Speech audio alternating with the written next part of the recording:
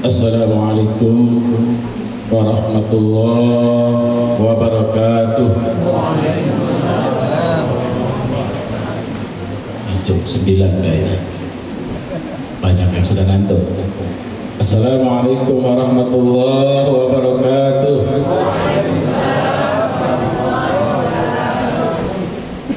Alhamdulillahilladzi arsala rasulahu bil huda wa dinil haqq liyudhhirahu 'ala ad-din kullihi walau karihal musyrikun. Asyhadu an la ilaha illallah iyyahu na'budu wa iyyahu nasta'in wa asyhadu anna Muhammadan 'abduhu wa rasuluhu al-mab'utsu rahmatan lil 'alamin. Allahumma salli 'ala sayyidina Muhammad wa 'ala alihi wa ashabihi ajma'in. Amma ba'd. Yang sama kita hormati pengurus masjid Jabal Nur dengan segenap jajaran, apalagi pengurusnya masih baru. Mudah-mudahan semangat hijriyah ini memperkuat, memberikan semangat yang besar, memberikan manfaat yang berlimpah insyaallah. Bapak-bapak dari RT, RW, Dewan Masjid, dan para aku ini mama jadi pandai Suluh Bedang Dalam Negari untuk doa dan semuanya insya Allah dirahmati oleh Allah Subhanahu Wa Taala. Amin ya Rabbal Alamin. Juga sahabat saya Ustaz Puja, Ustaz Daniel Anas, yang memang suaranya menggelegar.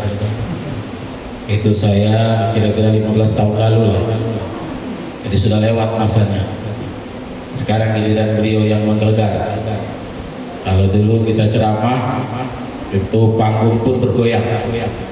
Karena kalau di Jakarta itu namanya tabligh akbar, nggak ada di masjid, nggak ada di musola, adanya di panggung, di lapangan, di halaman yang luas. Kalau di kita, alhamdulillah pada malam hari ini di Jabal Nur, karena naik ke Jabal pun lumayan letih. Karena tampilnya di gunung kan, Gunung Nur, gunung tempat turunnya wahyu dari Allah Subhanahu Wa Taala. Bapak-bapak, ibu-ibu sekalian yang dirahmati oleh Allah, kalau cerita tentang hijrah, insya Allah kita semua sudah hafal. Bagaimana perjalanan Rasulullah SAW dari Makkah ke Madinah, yang waktu itu masih bernama Yathrib. Yang perlu kita kaji pada malam hari ini, kita ingatkan pada malam hari ini adalah mengambil hikmah, memetik makna, meraih pelajaran. Karena semua bekas dari tapak perjalanan Rasulullah SAW sampai kepada hijrah dengan lahirnya sebuah peradaban baru, peradaban Madani yang ditandai dengan lengkapnya, utuhnya, sempurnanya kota Yathrib yang berubah menjadi Al-Madinah Al-Munawwarah, menjadi sebuah peradaban baru, tata nilai baru. Bahkan piagam yang dikenal dengan piagam Madinah itu adalah piagam yang sangat lengkap, mengatur bagaimana kita hidup, bagaimana kita bermasyarakat, kita bernegara, bahkan berhubungan antar negara. Jadi mulai dari persoalan yang paling kecil sampai kepada urusan internasional. Maka kita semua tentu memetik hikmah, mengambil pelajaran.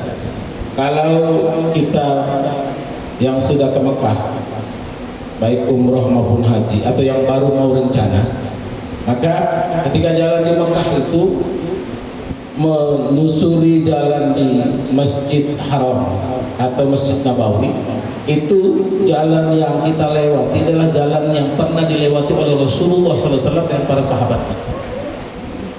Bahkan kalau saat ini misalnya tempat WC perempuan di Marwah itu bekas rumahnya Ummuna Khadijah Al-Kubra radhiyallahu anha. Artinya apa? Di situ Rasulullah SAW pulang pergi ke Ka'bah. Tiap hari beliau paling tidak 5 kali. Tiap hari beliau mondar-mandir. Beliau juga dari rumah pergi ke tempat Arqam bin Arqam, tempat beliau memberi pelajaran Beliau mengadakan halakoh, apalagi di Madinah,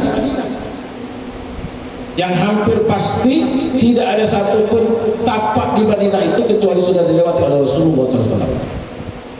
Mulai dari Masjid Quba, masjid pertama yang beliau bangun, berakhir di Masjid Nabawi yang menjadi tempat tinggalnya, dan saat ini menjadi tempat beliau dimakamkan bersama dua sahabat utamanya, dan satu lagi masih kosong. Kira-kira siapa di situ, Bu?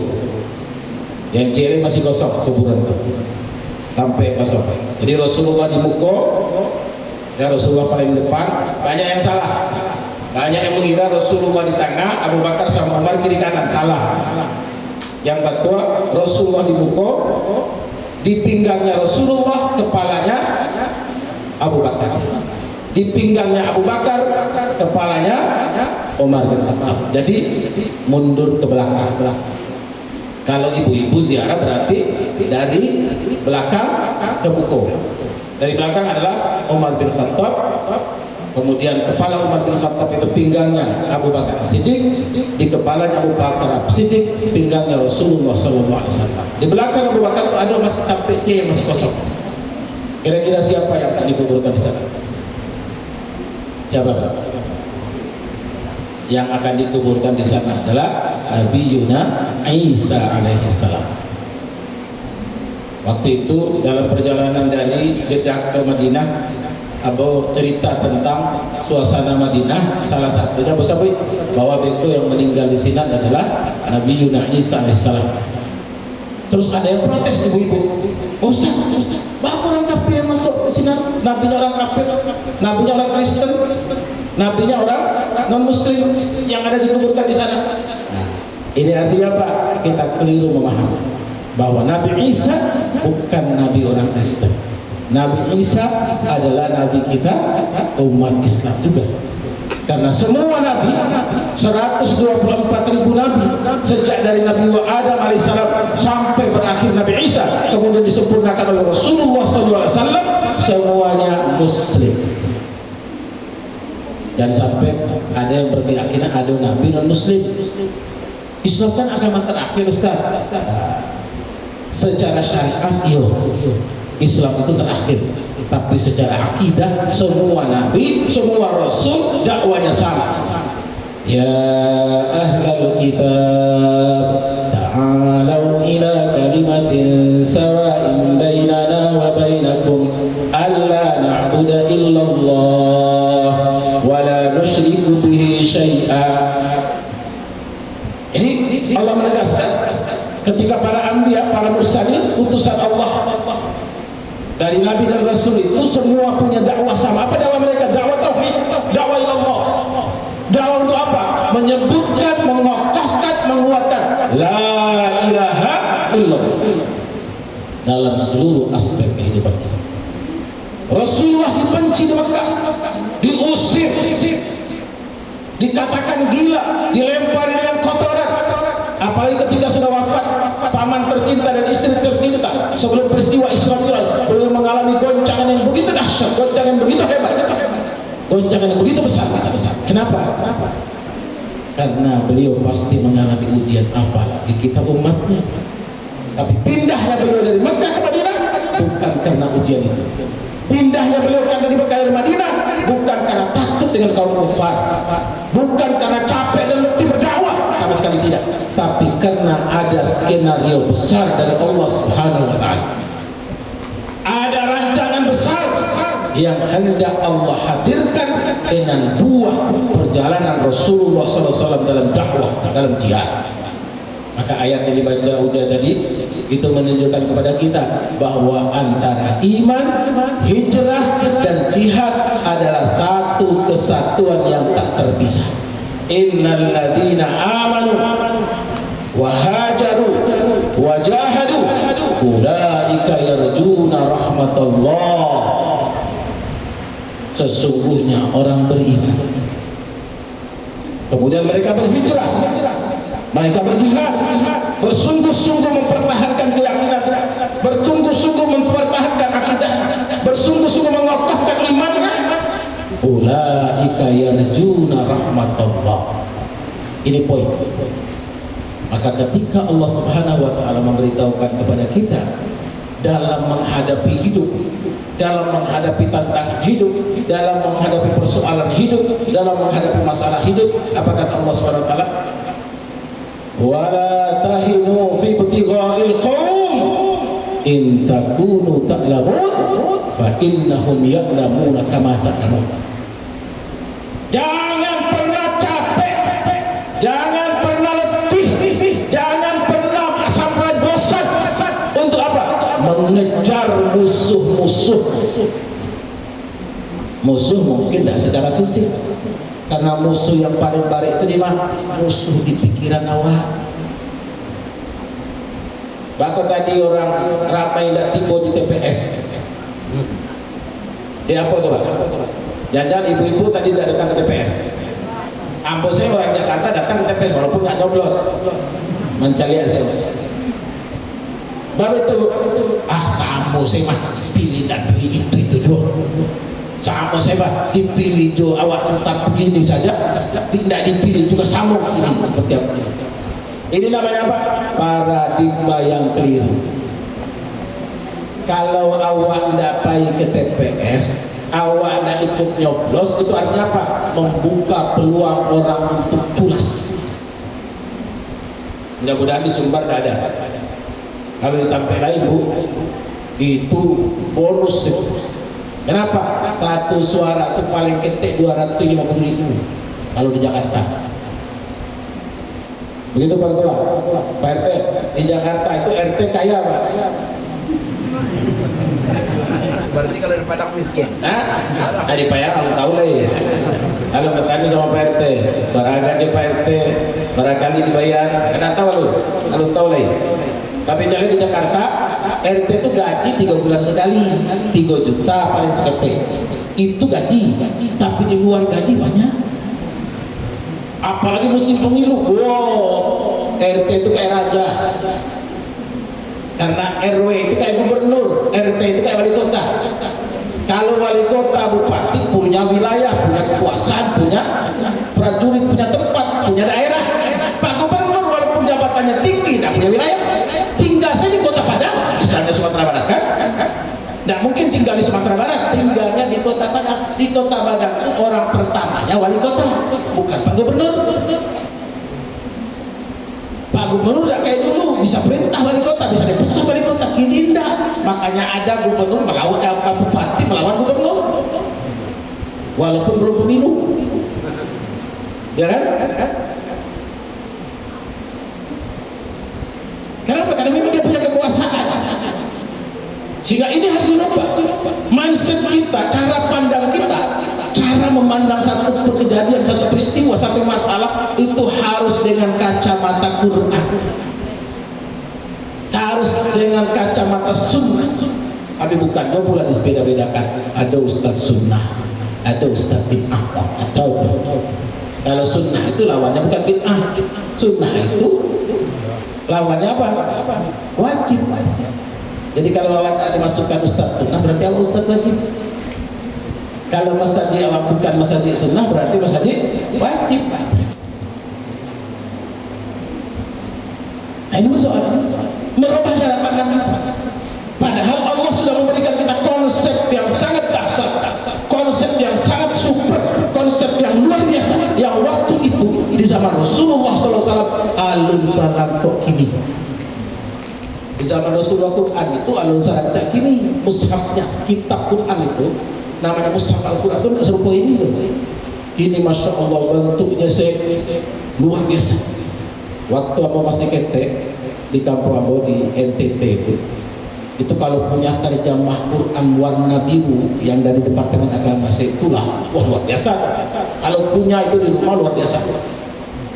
Abu alhamdulillah karena ayah Abu guru PNS, setiap beliau pergi ke Jakarta atau ke Makassar atau keluar kota ada tugas segala macam pasti pulang ke bawa buku. Dan satu hadiah yang luar biasa yang beliau berikan ke Abu waktu ketek itu apa? Al-Quran Tarjamah Lafdiyah. Ada 5 balai jilid karena satu jilid 2 juz. Masya Allah luar biasa. Abu dari ketek lah menghatamkan itu. kelas sampai SD itu sudah mengkhatamkan namanya Tarjamah Lafdhiyah yang 5 baris jilid itu. Bahkan yang terbaru itu 30 jilid. Karena bentuknya sudah berbeda. Abu dari kita baca itu bukunya Kiai Haji Bayi Arifin. Abu baca itu Kiai Haji Abdul Malik. Ada tokoh ulama Bukit Tinggi yang menulis kitab tafsir Sinar. Abu baca itu tulisan yang menggetarkan waktu itu. Semua orang baca buku itu kalau imannya ada seketik saya pasti menangis. Tulisan Kiai Haji Firdaus AN yang kini namanya ada Firdaus Muda di situ. Pengurus Muhammadiyah Sumatera Barat adalah Dr. Firdaus AN. Itu tabarruk, kalau istilah di Jawa itu disebut tabarruk, mengambil berkah namo gadang. Karena dulu ada ulama Sumatera Barat ya, Firdaus AN menulis buku warnanya putih, tulisan merah dan hitam. Kamu masih hafal bukunya? Warnanya pun masih hafal. Baca berulang-ulang pasti menangis, makin dibaca makin menangis. Apa dulu bukunya? Detik-detik terakhir kehidupan Rasulullah sallallahu alaihi wasallam. Allah. Merinding kalau baca. Luar biasa. Belum lagi baca bukunya Buya Hamka dan tokoh-tokoh umat yang lain yang luar biasa. Karya-karya mereka begitu dahsyat. Bukunya Buya Nasir. Yang paling menggemaskan itu baca buku Diakonia karya Buya Muhammad Nasir. Diakonia itu apa? Kristenisasi. Beliau saja hampir dikristenkan, hampir dimurtadkan waktu beliau sakit di salah satu rumah sakit di Jakarta, hampir mau dimurtadkan. Alhamdulillah. Karena apa namanya diakonia, pelayanan yang dibuat oleh orang Indonesia. Sehingga hijrahnya Rasulullah menjadi momentum besar. Bukan hanya pindah secara geografis, bukan hanya pindah tampil, tetapi ada perubahan besar yang hadir dari proses perjalanan hijrah Rasulullah SAW. Apa yang pertama? Yang pertama itu Rasulullah SAW merubah nama. Jadi tidak boleh sembarang dia ibu. Ibu kasih nama anak, kasih nama anak tidak boleh sembarang nama. Kalau pakai ilmu barat, apalah arti sebuah nama indah? Kalau nama bagi orang Islam adalah doa. Khairu asma'ikum fa innakum yunadu yaumal qiyamah bi asma'ikum wa asma'i abaikum. Perbaiki, perbaguslah namamu, nama anak-anakmu, nama cucumu. Kenapa? Fa innakum yunadu yaumal qiyamah bi asma'ikum wa asma'i abaikum. Beko di hari kiamat kau dipanggil oleh Allah dengan panggilan nama dan nama ayahlah. Makanya jangan sampai memasang nama di belakang nama itu bukan nama ayah. Kan ada orang ini malu, dia nama ayahnya tidak rancak misalnya, rancak begitu, padahal namanya sih rancak-rancak sih. Tapi karena dia merasa sudah alim, merasa hebat, menjadi ulama gadang, menjadi ulama besar, bahkan mengaku dirinya ulama tingkat dunia, lalu membuat banyak karya, banyak tulisan. Akhirnya apa? Nama orang tuanya yang bagus itu dianggap tidak bagus. Ini bahagia namanya, di belakang namanya nama kakeknya dari jalur ibunya. Sementara nama orang kakek moyang orang dianggapnya batal. Innalillahi wa inna ilaihi raji'un. Padahal kalau cerita orang Arab itu mengenal namanya sampai kepada nama kakek moyangnya, bukan sampai hanya kepada Rasulullah SAW, tapi sampai kepada Nabi Adam. Itu Habib di Indonesia, Habib di Indonesia, nama mereka itu disabui namanya, itu dihafal. Misalnya fulan bin fulan bin fulan bin fulan bin fulan bin fulan sampai kepada Fatimah Az-Zahra bintu Rasulullah sallallahu alaihi wasallam bin Abdul Muttalib bin Manaf bin Qusay bin Kilab bin Murrah sampai kepada bin Sid bin Adam. Masya Allah. Hafal. Kalau kan aku dah tahu kalau papa, kalau ambo kakeknya kakek ambo dah tahu itu. Ambo tanya kakak, aku dah tahu itu. Kenapa? Karena tidak ada catatannya, tidak ada penyebutannya berulang-ulang. Kalau apalagi diminangkan pakai kentri benamu gadang begala, gala yang disebutkan nama disingkat. Misalnya Ustaz Joni kan J.A. Datuk Bandara Basah kan? Dan seterusnya sehingga kadang-kadang mungkin kita lupa, tidak tercatatkan. Ya mungkin sekarang sudah mulai dicatat.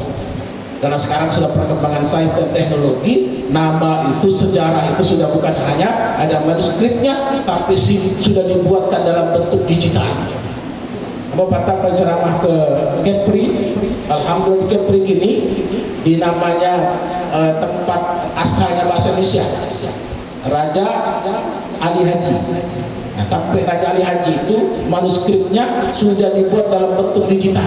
Jadi kalau anak-anak, adik-adik yang sekolah bidang sejarah itu kalau kesinan sekarang sudah mudah, bukan hanya mengambil manuskrip lama, tapi bentuknya digital yang terjemahannya dulu berbagai macam versi bahasa. Ini perkembangan sains dan teknologi.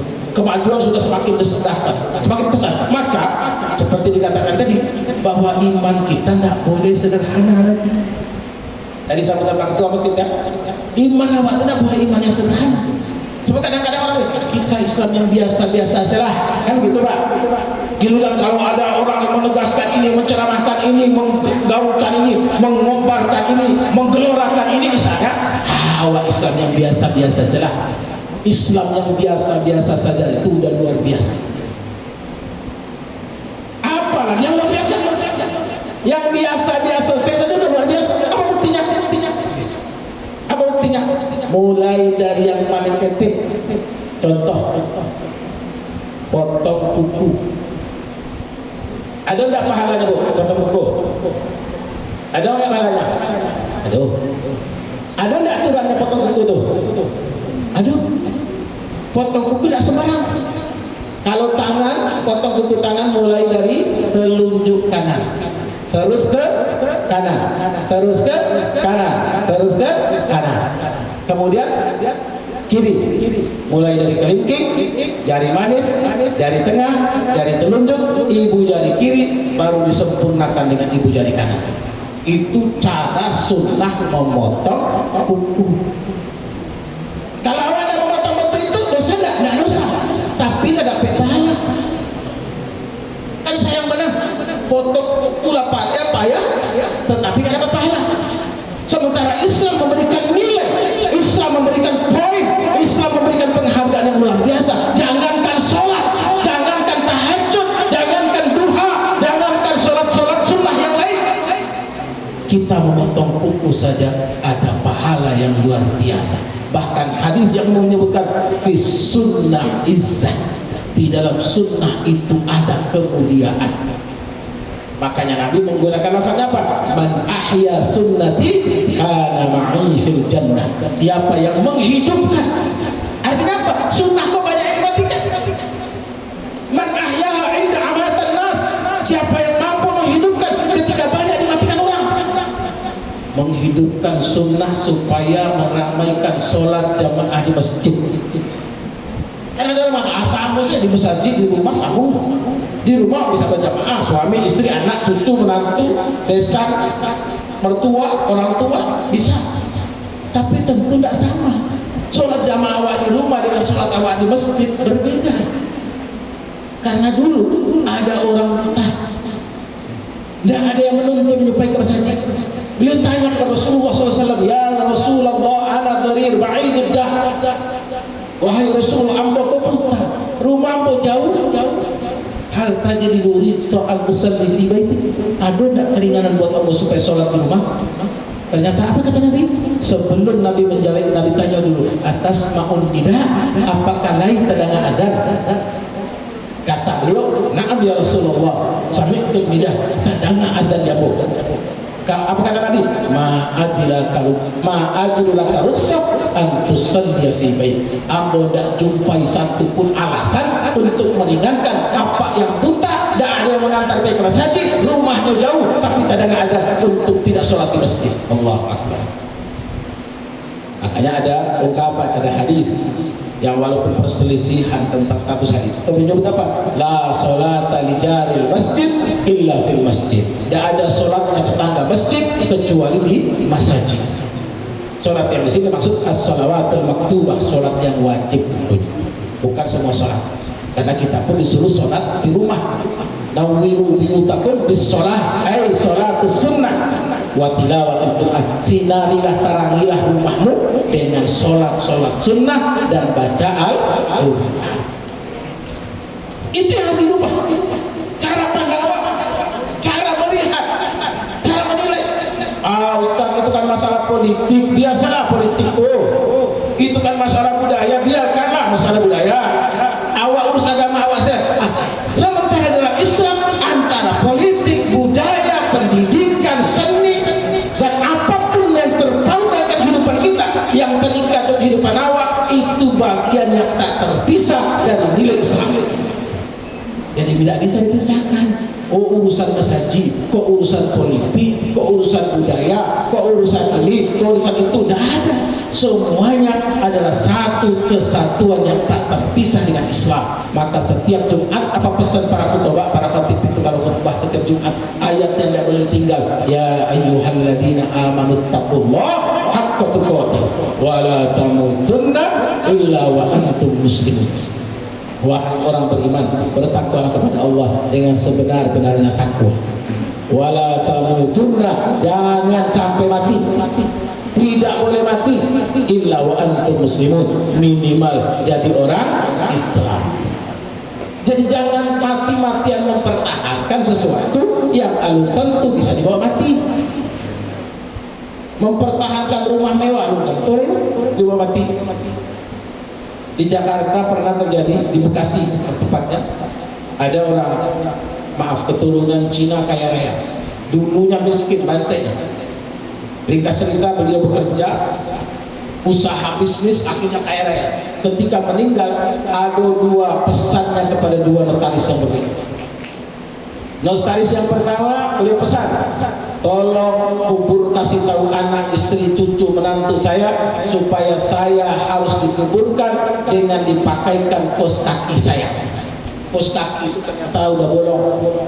Kos kaki beliau mondar-mandir bisnis usaha sampai dia jadi kaya raya, itu yang disimpan dan diamanahkan. Kalau ini mati, ini meninggal, maka ditolong dipakaikan kos kaki itu. Itu dipesankan di notaris yang pertama. Notaris yang kedua, hikmah kenapa tidak boleh walaupun hanya kos kaki. Masya Allah. Jadi begitu sudah berkumpul semua, mau dikubur, sudah dikafani, sudah mau disolatkan, bawa ke masjid untuk disolatkan, ternyata datang notaris yang pertama. Sebentar Pak, Bu, sebentar. Kami ada wasiat dari Bapak. Kami harus buka dan memberitahukan ini sebelum disolatkan, apalagi dikubur.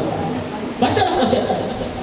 Dibacakan semua pengurus masjid kaget, Pak RT, Pak RW, tetangga, tokoh masyarakat semua kaget. Kenapa? Karena pesan Bapak itu, tolong pakaikan saya kos kaki kenangan saya ketika belum jadi orang kaya, ketika belajar mendidik diri menjadi orang kaya. Terus pengurus masjid mengatakan, oh nggak boleh. Kalau orang Islam meninggal hanya boleh pakai kain kafan, nggak boleh pakai embel-embel, pakai kos kaki, pakai dasi, pakai jas, nggak boleh. Ini karena dia muslim, jadi nggak boleh. Sedang dalam kehebohan itu, semua orang terdiam. Tiba-tiba datang notaris yang kedua. Tunggu Pak, ada lagi wasiat beliau. Masya Allah, ada wasiat lagi, apa lagi nih? Ternyata wasiat yang kedua itu apa? Menjelaskan tentang kenapa beliau ingin menunjukkan kepada anaknya, kepada cucunya, kepada penantunya, kepada ponakannya, kepada istrinya, kepada orang tua dan saudara-saudaranya yang masih hidup, untuk memetik pelajaran. Apa ternyata pesan dari notaris yang kedua? Wasiatnya adalah, wahai istriku tercinta, wahai anak-anakku tersayang, wahai menantu-menantuku terkasih, wahai cucu-cucuku, aku sangat cintai kalian. Coba lihat, papa ini, opa ini, kakek ini yang sekarang meninggal ini, jangankan bawa mobil mewah, jangankan bawa rumah mewah, jangankan bawa pakaian mewah, hanya untuk memakaikan saja sepatu kos kaki bolong tidak boleh. Maka kalian yang sekarang menerima warisan dari papa, dari ayah, dari opa, waspadalah, hati-hati, jangan sampai harta menghalangi anak cucuku besok ikut masuk ke surga Allah. Masya Allah. Itu Islam. Cara memandang dengan apa? Karena Islam. Maka hijrah hadir. Hijrah ini lahir bukan sekedar pindah sampai, tapi merubah wawasan awak, merubah cara memandang awak, merubah cara melihat persoalan. Kenapa? Kalau kita balik kepada Al-Quran, Al-Quran menuntun kita sudah begitu lengkap. Al-Quran menuntun kita sudah begitu sempurna, ditambah dengan contoh langsung Rasulullah, baik dari ucapan beliau, dari perkataan beliau, dari praktek beliau, dari persetujuan beliau dalam hidup, yang disebut dengan hadis, yang disebut dengan sunnah.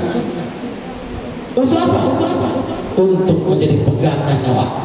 Maka jangankan sholat, jangankan zakat, jangankan puasa, haji, untuk sekedar motong kuku pun kita mau mencontoh dan meladani Rasulullah Sallallahu Alaihi Wasallam. Maka pilih hari, kata Nabi, yang paling afdal potong kuku itu hari Jumat sebelum bait masjid. Potongnya dengan cara yang tadi, sudah dapat pahala cara potongnya. Hari potongnya pun diberikan taksis, diberikan kekhususan, kekhasan oleh Rasulullah SAW. Kalau tidak bisa di hari Jumat, maka potonglah di hari Kamis. Kalau tidak bisa juga, potonglah di hari Senin. 3 hari itu yang disunnahkan orang potong kuku. Itu pun ada caranya seperti tadi. Mulai dari telunjuk kanan, terus sampai ke kelingking kanan, kemudian lanjut kelingking kiri sampai ke ibu jari kanan. Ibu jari kiri disempurnakan ibu jari kanan. Kalau kaki, potong kuku kaki dimulai dari jari kelingking yang paling kanan, terus ke kiri sampai berakhir di kelingking yang paling kiri. Itu sunnah Rasulullah Sallallahu Alaihi Wasallam. Awak bayangkan kalau yang kecil itu, sesederhana itu diajarkan oleh Rasulullah, diberikan kemuliaan yang luar biasa, pahala yang besar, keistimewaan yang super. Bagaimana dengan ajaran yang mulia, lengkap dengan syariatnya, lengkap dengan aturannya, lengkap dengan ketentuannya? Tentu jauh lebih besar lagi, jauh lebih hebat lagi, jauh lebih mulia lagi, jauh lebih mengundang rahmat Allah Subhanahu wa Ta'ala. Maka tadi ayat yang kita sampaikan, ketika kita mengejar musuh, la tahinu fi ibtigha'il qaum, kalau kalian jangan putus asa dalam rangka mengejar orang yang menghalangi, mengejar siapapun yang akan membuat kalian tidak bisa melaksanakan sunnah, tidak bisa menegakkan syariat agama. Jangan berhenti. In takunu ta'lamun, jika kalian ponek, capek, letih, lelah, fa innahum ya'lamuna kama ta'lamun. Musuh-musuhmu, musuhnya Allah, musuh agama ini pun capek, letih, lelah, panik. Tapi apa yang beda? Wa tarjuna minallah ma la yarjun. Kita mengharapkan sesuatu dari Allah yang tidak diharapkan oleh orang yang tidak yakin kepada Allah. La ilaha illallah. Maka ayat tadi mengingatkan kita di surah Al-Baqarah 218 kalau tidak salah. Innal ladzina amanu wa hajaru wa jahadu ulaika yarjuna rahmatullah. Itulah orang-orang yang mengharapkan rahmat dari Allah. Jangan bicara yang besar, jangan bicara yang gadang, jangan bicara yang susah, jangan bicara yang sulit, yang paling mudah sih. Apa tuh? Siapa yang pertama kali doakan awak dari awal pagi? Siapa, Bu? Yang doakan awak? Siapa? Yang doakan awak dari awal paling pagi. Jadi siapa yang paling pagi jagonya, dia yang paling cepat kemungkinan mendapatkan keberkahan doa Rasulullah Sallallahu Alaihi Wasallam. Karena doa Rasulullah sejak dahulu berlaku sampai hari kiamat. Apa doanya? Allahumma barik lana fima razaqtana wa doa makan ya. Allahumma barik li ummati fi bukuriha. Ya Allah, berkahi umatku dari awal pagi. Maka lihatlah orang yang rajin bangun pagi, hidupnya berkah. Walaupun rumahnya sederhana, tidak punya oto, hanya punya sepeda motor butut, itu pun lebih tua umurnya dari tua anak tuanya, tapi hidupnya berkah. Anaknya kuliah dapat beasiswa, dapat pekerjaan tanpa nyogok, naik pangkat tanpa bercakap, hidupnya berkah. Cucunya lahir, alhamdulillah, masuk ke rumah tahfidz menjadi penghafal Al-Quran, bisa jadi imam di masjid Jabal Nur, alhamdulillah. Gak diukur dengan kekayaan, gak diukur dengan gala yang panjang. Ini kok malah awak yang bagala, yang sabar-sabar galak ini. Bab itu, kini korang gak pernah sekolah, aduh lo galanya.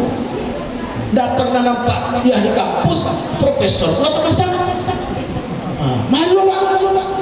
Ternyata Indonesia itu bukan hanya juara korupsi, tapi juara apa? Memanipulasi karya tulis. Inna lillahi wa inna ilaihi raji'un. Maka malulah bapak para dosen kan, lah pandai-pandai buat ini buat itu, dari S1 skripsi, S2 buat tesis, S3 bikin apa disertasi, buat tulisan ini tulisan itu, masuk ini masuk itu, jurnal ini jurnal itu, pokoknya capek pandai letih. Ada orang dengan mudahnya menyuruh orang membuat, dia tidak pernah mengajar, dia tidak pernah bahkan kuliah, tapi dapat logalah profesor doktor. Apalagi ini apalagi namanya profesor honoris causa. Innalillahi. Kalau doktor honoris causa tentulah tapi itu pun terpilih. Universitas Muhammadiyah Jakarta baru 2 kali memberikan doktor honoris causa, baru 2 kali. Ada orang universitas baru lahir nak tentu dalih di mata dari kampusnya, tiap tahun lagi aku orang. Kamu sampai kini masih ditawarin, Pak Ustadz ambillah profesor. Enggak apa-apa Ustadz, udah tak pantas jadi profesor. Tidak dibayar aja enggak mau, apalagi membayar. Enggak mau Ustadz, cuma 30 juta. Alah, mendingan pergi umrah. 30 juta mendingan pergi umrah daripada bayar sesuatu yang enggak jelas. Untuk apa? Mau nambah beratnya pertanggungjawaban besok di akhir? Nggak bisa. Maka ini tidak. Sehingga apa? Para dosen yang harusnya mendapatkan gelar yang layak pantas sesuai dengan kerjanya, malah akhirnya apa? Terbengkalai. Tapi orang tidak jalan kerajanya, tidak pernah nongol di kampus sebagai pengajar, tidak pernah terlihat sebagai dosen, cuma sebagai seorang politisi. Ternyata apa? Begitu mudah mendapatkan gelar. Innalillah. Musibah, cilaka. Makanya Universitas Muhammadiyah Jakarta memberikan contoh. Baru 2 orang diberikan gelar honoris causa. Yang pertama Presiden Proklamator RI, Proklamator dan Bapak Presiden pertama Insinyur Soekarno. Gelar doktor honoris causanya diperoleh dari Universitas Muhammadiyah Jakarta. Beliau diberi gelar. Kenapa? Karena memang pandangannya, konsep-konsepnya, pidato-pidatonya, kerja-kerjanya, wawasannya dan sebagainya. Beliau bisa melahirkan banyak hal. Bayangkan Pak Insinyur Soekarno itu waktu diundang pergi ke Uzbek, beliau bagi syarat. Apa syaratnya? Boleh ambil pergi ke sini dengan satu catatan, satu syarat. Apa syaratnya? Tolong cari di mana kuburan Imam Bukhari. Kuburan apa tuh? Aduh, Masya Allah. Alhamdulillah pergi ke Uzbek, sudah berziarah ke makamnya Imam Bukhari yang meriwayatkan hadis itu. Beliau termasuk salafun salih, generasi ketiga, generasi emas masih. Akhirnya apa? Semua satu negara itu sibuk mencari kuburan, ketemu, dan alhamdulillah gara-gara Soekarno lah sekarang di sekitar kuburan Imam Bukhari itu menjadi tempat destinasi pariwisata atau wisata Islami, wisata halal. Ramai sekarang. Sekarang grup kita ada lagi sedang di sana. Kawan mau membawa. Sekarang tuh orang lagi umroh, pergi ke Uzbek. Di para dosen, para guru sekarang banyak.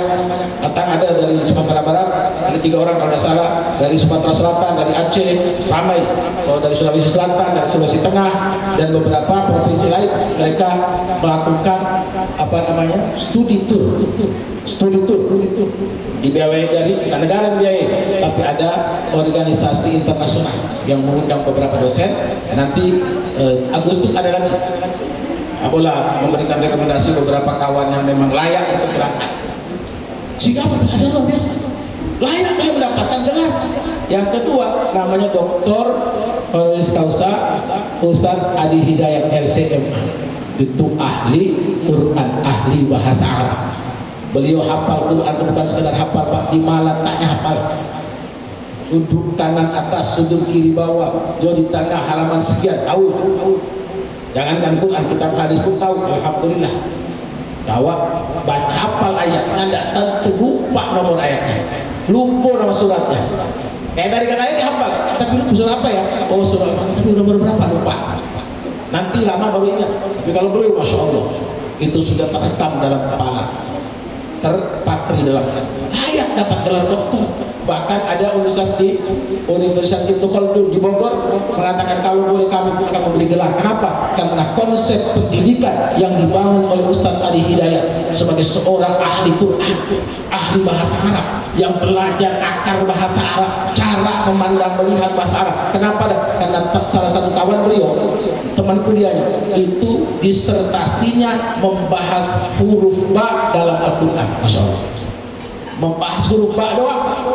Jadi disertasi, bukan tesis, bukan skripsi, tapi jadi disertasi doktor. Kawan Ustaz Adi Hidayat itu ba, bagaimana kedudukan ba dalam Al-Quran. Masya Allah, gara-gara ba itulah banyak makna yang terungkap.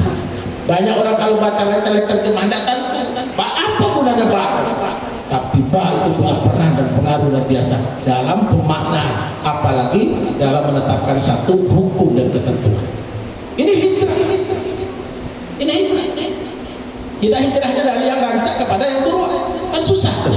Hijrah itu kepada yang buruk, kepada yang menuju ke yang rancak. Maka Nabi ketika di Madinah Al-Munawwarah yang waktu itu namanya masih Yathrib, beliau berubah nama, ganti nama. Yathrib itu ditukar nama menjadi Al-Madinah Al-Munawwarah. Yathrib yang bermakna jelek, buruk, dirubah namanya menjadi Al-Madinah Al-Munawwarah, kota yang penuh dengan cahaya, cahaya iman, cahaya Islam. Maka kehadiran Rasulullah, kedatangan Rasulullah ditunggu betul sama orang Madinah.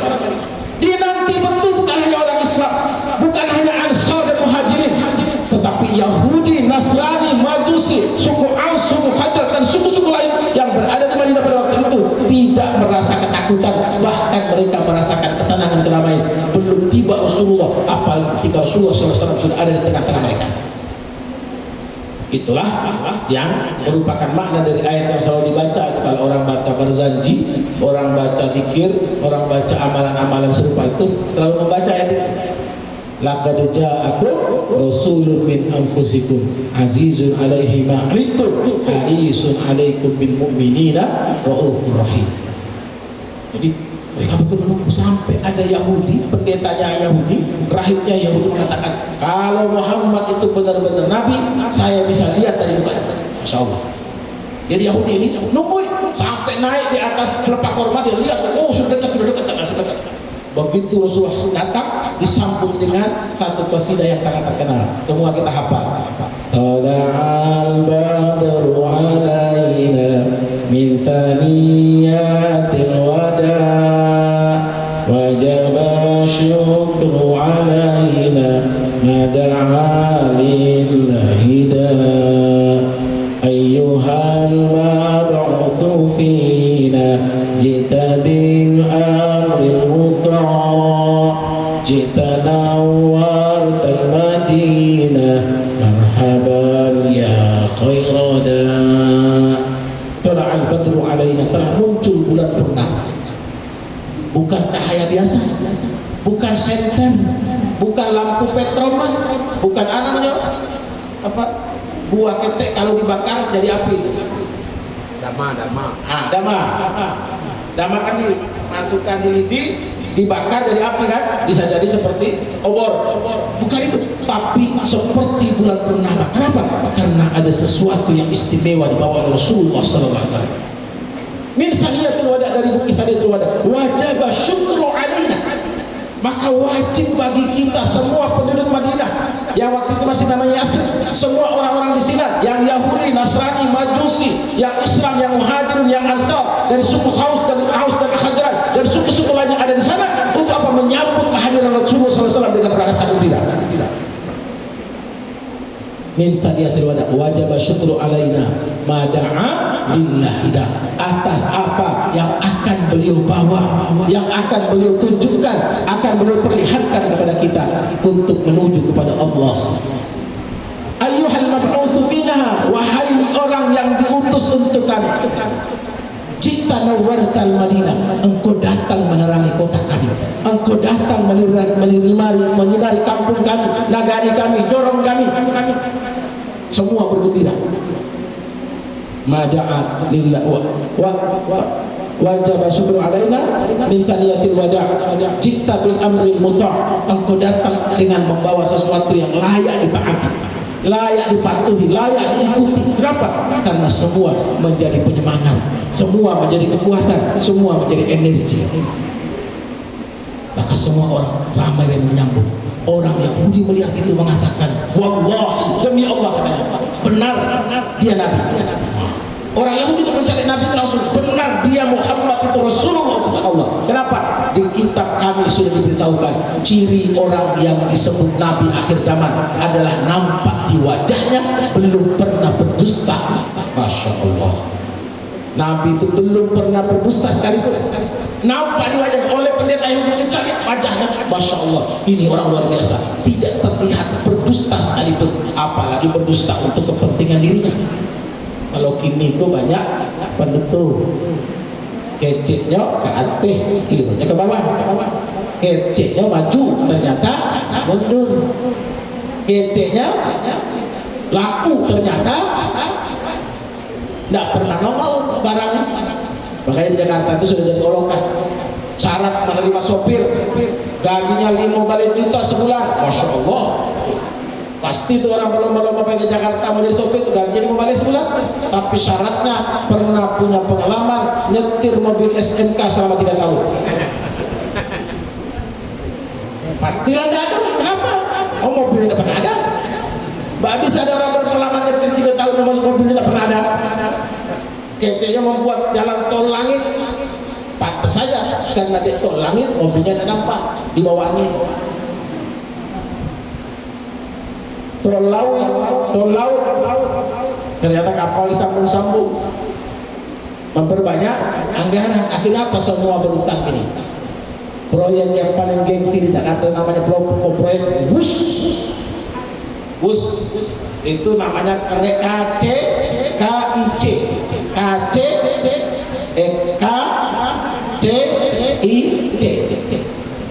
Kereta Cepat Indonesia Cina.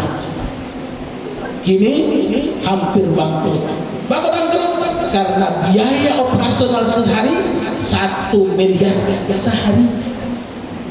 Kalau 1 miliar dia ke orang ke Sungai Sapi ya, pastilah rancak masjidnya, laelo jalannya, rumah-rumah yang layak tidak layak huni akan berubah semuanya. Dan semua ini dia modal supaya apa? Tidak boleh lagi satu itu ke pinjol, apalagi judol. Itu pinjol tahu pinjol, pinjaman online dengan modal KTP, dengan modal handphone, pinjam 8 juta, 16 juta, 20 juta, pas bayar tidak sanggup. Akhirnya apa? Dicari sama tukang pinjol, didatangi kantornya, didatangi rumahnya, didatangi mentuanya, didatangi menantunya, semua orang yang ada di handphone awaknya tahu. Utangnya pancilok ini bu. Cara orang mencilok data awak ini, jangankan data awak, data negara saja bocor. Data negara bocor. Innalillah. Makanya coba lihat Indonesia, dia pemimpin rancak, pemimpin yang mencerahkan dan mencerdaskan, cuman Sumatera Barat sama Aceh yang cerdas dan mencerahkan. Yang lain lebih senang makan siang, padahal makan siang pun alugaleh anggarannya. Besok dengan telur dadar, itu pun kalau masih ada pipinya. Kalau tidak ada ikan asin, cuman kepala. Itu pun dibakar. Kenapa? Tidak ada minyak. Bakar tidak bisa pakai minyak, minyaknya mahal. Wala haula wala quwata illa billah. Itu tahu. IKN, tahu IKN bu? IKN itu ibu kota negara baru, namanya ibu kota Nusantara. Sampai Ambo dulu latihan ceramah di sini. Di Kalimantan Timur, Ambo dari Indonesia Timur, Provinsi Nusa Tenggara Timur, Kabupaten Flores Timur, Kecamatan Solor Timur, Desanya Lohayong Timur, sekolahnya di Kalimantan Timur, di Balikpapan Timur, pindah ke Jakarta Timur, terus ke Timur Tengah, kini tinggalnya di Jakarta Timur, Jawa Bekasi Timur. Makanya istrinya orang Barat, tapi bukan orang bule, orang Sumatera Barat. Maka bisa mengerti Sumatera apa Minang? Alhamdulillah, lah banyak makan rendang, lah acok minum teh tambah. Alhamdulillah. Jadi mana-mana orang kira, boya orang Minang. Karena istri jarang terlihat, kamu ini kira orang Minang. Tidak, apa orang? Tidak mungkin, tidak mungkin, tidak mungkin, Pak, tidak mungkin. Emang itu sebenarnya, balik. Alhamdulillah. Jadi kalau kamu diundang ke Sumatera Barat, senang luar biasa. Sampai dia pulang kampung. Kalau pulang kampung ongkosnya mahal, pulang pergi itu minimal 15 juta. Kalau Sumatera Barat cukup 3 juta pulang baik bisa. Makanya kalau diundang ke Sumatera Barat langsung siap, insya Allah 4 langsung siap. Apalagi kalau dipanggil sama nenek mama, dipanggil sama para datua, tidak bisa menolak itu. Alhamdulillah. Inilah hikmah. Jadi hikmah mengantarkan kita untuk menuju ke yang lebih baik. Nabi SAW membawa pesan penting, pesan perubahan, pesan untuk apa? Membuka cakrawala hidup. Sehingga beliau ketika menyusun yang namanya Piagam Madinah, beliau begitu luar biasa sampai orang mengatakan ini pasti ada jimatnya, ini pasti ada pembisik yang tak terlihat. Dan sekarang kan ada juga pemimpin mengatakan saya punya orang-orang tak terlihat katanya.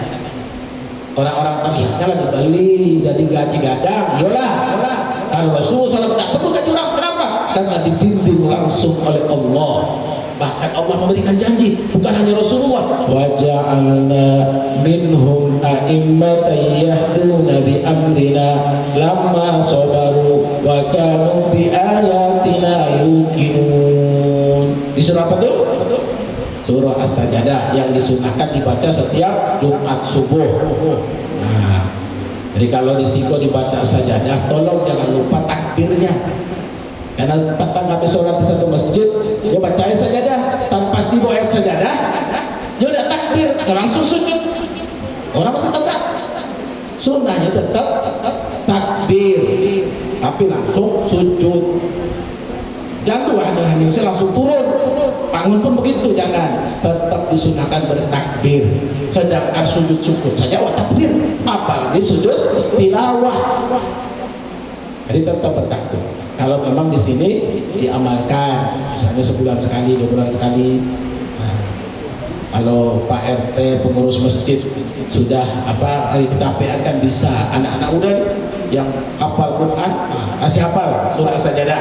Rakaat kedua surah Al-Insan. Kalau kepanjangan alisannya diringkas. Jangan sajadah lo dibagi dulu. Tetap yang pertama, 1 rakaat pertama As-Sajdah full, jangan dipotong. Kalau rakaat kedua kalau terlalu panjang, potonglah. Al-Insan itu bagi 2, bagi 3 udah ada. Atau ganti ayat yang lain. Ayat Iqra bismi rabbik boleh. Jadi itu jangan juga dipaksakan. Kalau mau latihan, dibuat Quran kadang di buku, letak di buku yang kadang tuh, supaya kalau hafalnya masih belum pas, kita bisa lihat. Apalagi sekarang ada namanya Quran digital. Ini ada Quran digital, Pak Tua, ada Quran digital. Quran dalam versi digital untuk apa? Imam. Jadi tidak perlu sewa imam dari luar. Orang di sini bisa jadi imam. Oh, suara Pak RT, wah, masya Allah. Kamu terkaget-kaget, oh Pak RT-nya begini, bagaimana imamnya ya? Pak RT-nya saja masya Allah dahsyat suaranya, gimana pengurus masjidnya? Allahu Akbar. Bagaimana ibu-ibunya?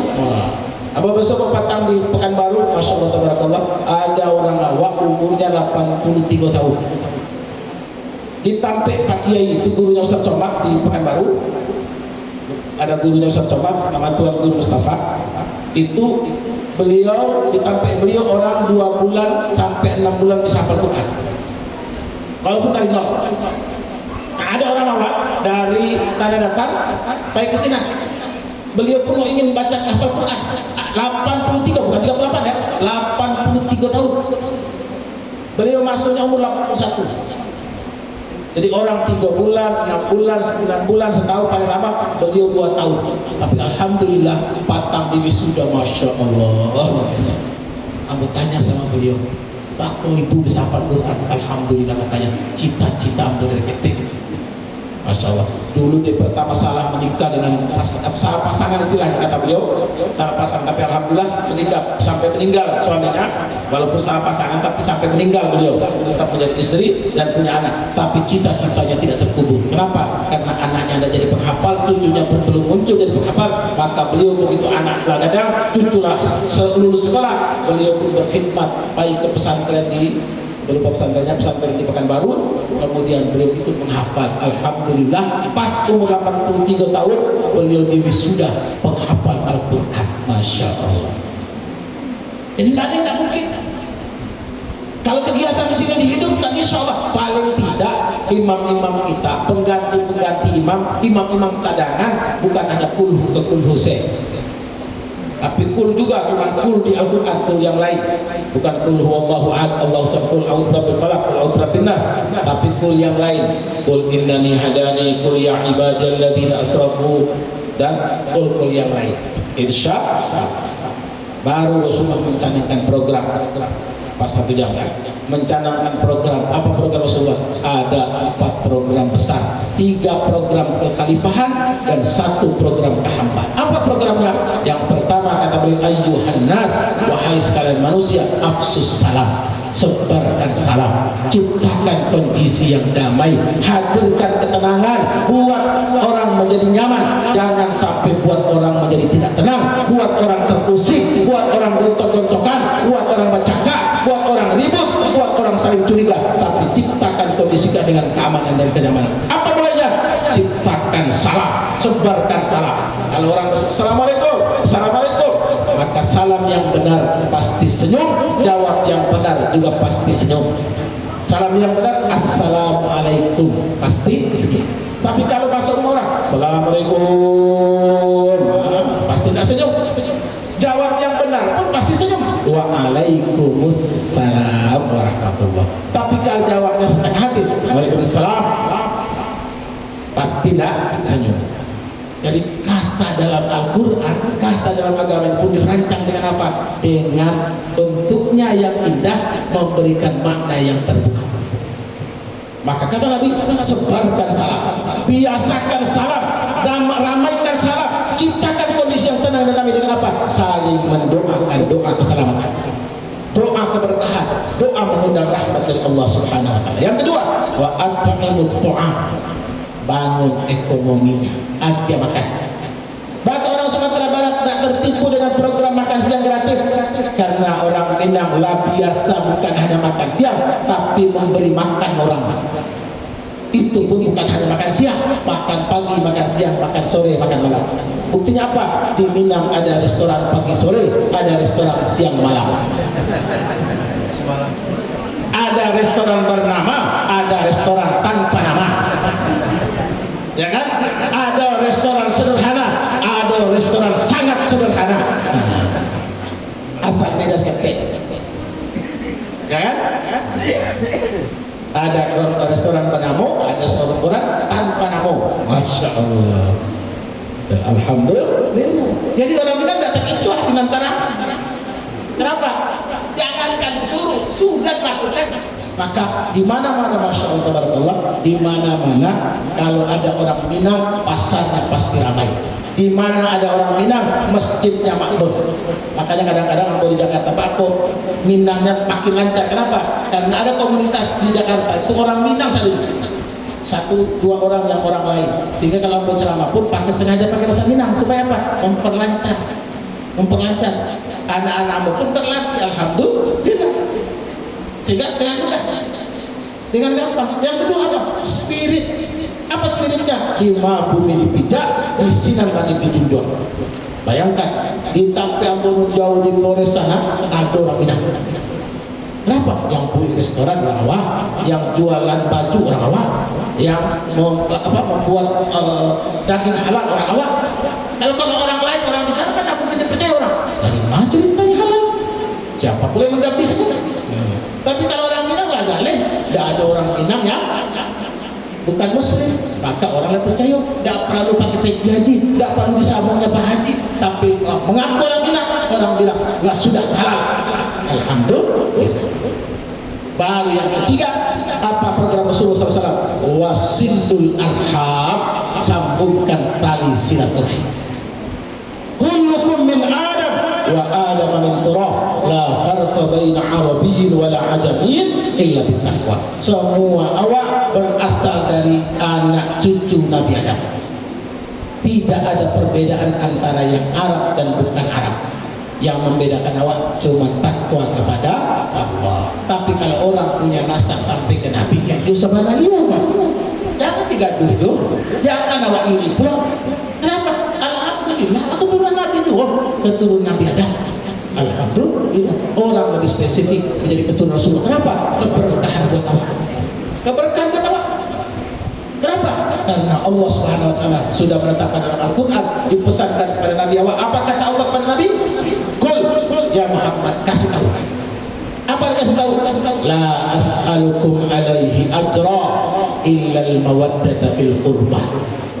Aku tidak minta upah, tidak minta ongkos, tidak minta biaya dari dakwah. Tapi yang aku minta, aku mohon adalah kalian mencintai anak keturunanku. Masya Allah, itu perintah Allah. Maka Nabi dan keluarganya tidak boleh terima sedekah, apalagi zakat. Mereka hanya boleh menerima hadiah. Hadiah itu sunnah. Tahadu fatahabu. Jadi sekali-sekali misalnya Pak RT buat nasi di rumah, lebihkan kuahnya, banyak kan dadaknya, supaya apa? Memanggil ke rumah kanan, rumah kiri. Sebagai apa? Hadiah. Kata Nabi, tahadu fatahabu, salinglah memberi hadiah, maka kalian akan saling mencintai. Kalau atu-atu lagi orang, insya Allah Allah hadiah yang lebih banyak lagi. Tapi kan waktu magiah dan mengharap pula lebih banyak. Tapi wala tamnun tastakthir wali rabbika fasbir. Jangan mengagiah dengan mengharapkan yang banyak, tapi kepada Allah lah bersabar. Allah tak pernah lalu, Allah tak pernah lumpuh, Allah tak pernah tidur. Allah pasti tahu yang terbaik untuk kita para hamba. Baru yang keempat, tiga ini program keumatan, program kekhalifahan, program kerakyatan. Satu program adalah program spiritual, program kepemimpinan, program kehambaan. Apa itu? Wasallu bil lail wan nasu niyam. Dan bangunlah di tengah malam. Kalau pemimpin itu rajin jago malam, rajin bangun malam, apalagi pemimpinnya bisa imam, maka percayalah insya Allah aman negara. Aman negara.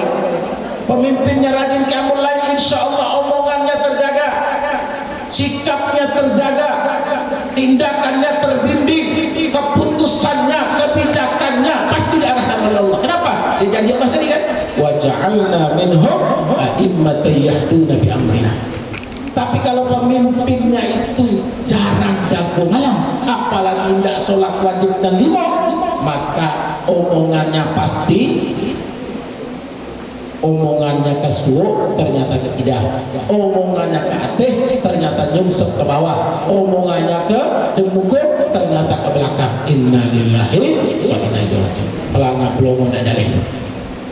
Tapi kalau orang yang rajin bangun qiyamul lail, insya Allah omongannya menenteramkan, keputusannya menenangkan, kebijakannya membuat rakyatnya makin percaya dan makin cinta. Yang penting besok kita akan pilih lagi kan. Tadi sudah pemilihan ulang DPD. Mudah-mudahan 4 orang terpilih besok adalah mewakili suara umat Islam yang ada di Sumatera Barat. Suara rakyat Sumatera Barat yang terkenal cerdas, terkenal soleh, terkenal elok, terkenal beradat, terkenal adat wasani syarat, syarat wasani kitabullah, syarat mengatur, adat memakai. Alhamdulillah, insya Allah menjadi mama-mama awak yang duduk di sini dan memperjuangkan. Insya Allah satu waktu, Abu Santola itu ibu, karena menjadi kami dalam komunitasnya ISMI, Ikatan Sumando Minang Indonesia. Ketuanya Pak JK, mantan wakil presiden. Itu kami organisasinya itu Ikatan Sumando Minang Indonesia. Nah, ketuanya Pak JK.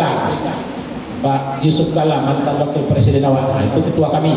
Jadi kami ada para Sumando yang siap insya Allah turut juga memperjuangkan. Semoga satu saat kelak di Minangkabau, namanya di daerah istimewa Minangkabau. Kenapa? Sumbangan besar rakyat Minangkabau adalah sumbangan intelektual. Dulu para pendiri negeri ini intelektualnya, cendekiawan muslimnya, orang pintarnya